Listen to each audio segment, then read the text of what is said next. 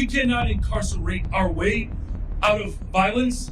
We've already tried that, and we've ended up with the largest prison population in the world without solving the problems of crime and violence. The addiction on jails and incarceration in this country, we have moved past that. It is racist, it is immoral, it is unholy, and it is not the way to drive violence down. But all of these failures come right back to his doorstep. The blood is on his hands for what we've seen happen this weekend. I can't help but think about the families who's not having a happy Thanksgiving right now. You know, the families that if J.D. Pritzker, Mayor Brandon Johnson would have worked with the Trump administration and enforced law and order, Amani Floyd, the 14-year-old who got shot at the tree lighting ceremony, would still be alive today, enjoying his Thanksgiving and his basketball season. Chicago, come to the front of the line. Matter of fact, all of Cook County come to the front of the line because I know we all got our tax bills last week. And we've been in a frenzy. This going on, like these property taxes that they hiked up, mainly in the black community. Like, mainly in the black community. They burned this beautiful woman riding in a train. A man was arrested 72 times. We could make Chicago a safe city in a period of 4 weeks. Chicago Mayor Brandon Johnson acknowledged the city's shortfalls following a separate fatal shooting incident on Friday after the city's Christmas tree lighting. Watch. What we put in place did not do enough to prevent what we were concerned about from actually manifesting. Mayor Brandon Johnson didn't just fail. He ignored every single warning sign like he was basically trying to be the worst mayor in this country. A Chicago alderman went on live TV and flat out destroyed him, calling out the teen riots, the CTA attack, the migrant crime wave, even a firefighter crew getting held at gunpoint outside their station. All warnings, all ignored. Let's get into it. Have you ever noticed this? Every time a mayor mess up, and trust me, we get plenty of that, the coverage turns into a complete circus. One outlet says the mayor saved the city. Another says that mayor lit the fuse themselves. Same event, two different worlds. That's why I've been using Ground News. It's a website and app that takes news from thousands of sources and puts it in one place, so I can actually see how different outlets are framing the same story. They will show you the political lean of the outlets, the ownership, and the spread of headlines. Not telling you what to think, just giving you the layout so you can figure out the rest. Now here's a story about Marjorie Taylor Greene. She is going to resign next year, and she's saying that she's not going to endorse anyone to replace her in Congress. Ground News shows that 15 outlets covered it, but look at this split right here.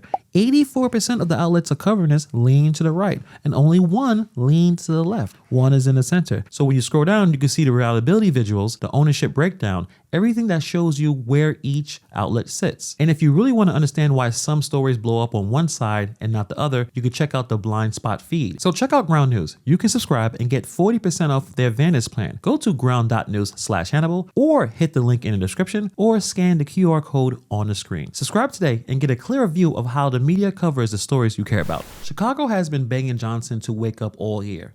Not whispering, but begging. Teens flooding downtown, shooting each other, CTA riders getting attacked, the migrant crime rising, the property taxes crushing neighborhoods. The police are basically handcuffed, and literal firefighters getting guns pulled on them at work. Outrage tonight in a Northwest Side neighborhood after firefighters are held at gunpoint right in front of their fire station. Thieves were trying to steal one of their cars. On Thanksgiving morning, when many people were just gearing up to be with family, members of the Chicago Fire Department here at Engine 91 were simply waiting on a call. Instead, they found themselves calling Chicago police after armed robbers pointed weapons at them. This grainy image shows armed thieves pointing weapons as they surrounded a Dodge Charger parked right outside the Chicago Firehouse on Pulaski and Diversey. Glass still litters the curb where a window was broken. But every time someone tries to warn him, he just says, you know what, we're good. But Chicago is getting worse and worse. I mean, let's just go back and talk about the property tax situation. People are getting over 100% increases in their property taxes. Butter my biscuits and call me Diana, because Chicago just did me so dirty. So dirty. And I thought it was just me, but baby, I got on this app and they said, oh, you are not alone. We are here with you. Misery loves company. I just got my property tax back. How much you think they went up?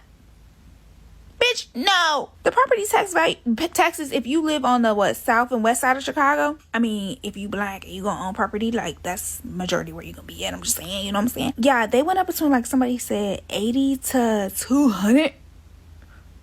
200%. You how was mine? Oh, 126. Sorry, I said that really aggressive. Don't be too upset with me. It's just, that's an aggressive number. Just going on, like, these property taxes that they hiked up, mainly in the black community. Like, mainly in the black community. West Garfield, 133%. London. This is what y'all voted for. It's what y'all go out there and keep voting for the same people. They're trying to run up your property taxes so that you sell your property. That's the play. They running up your property value, running up your property taxes. They keeping crime in your community so your property value can stay low so they can run you up out of there. They ain't doing nothing about the crime in the community. Black residents are getting these 100% increase in property taxes. You'll think, okay, I'm paying all this money. What am I getting out of it?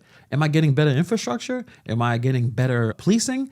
No, you're not getting any of that. I'm sure you guys saw the story about the 300 teenagers that stormed downtown. Cops asked for a quick snap curfew so they can break it up and keep the city safe. Johnson vetoed it because he said enforcing a curfew would profile black children. We had the opportunity to institute a snap curfew that would have allowed the police to better manage that. He vetoed that ordinance because he didn't want to profile black children. When it comes to the CTA and the burning of that poor woman, he has handcuffed not only our Chicago police, but transit police as well, not allowing them to use all of the tools as well as follow these individuals when they are on the trains causing chaos. Therefore, Chicago is spiraling. Teens are running wild, stores are being smashed, tourists are running, and Alderman Lopez said it straight on TV. We could have stopped it. The blood is on his hands. And I think the reason that the mayor's pivoting now is that he understands that Chicagoans are fed up with his failures, and he knows that Election Day is less than 8 months from today.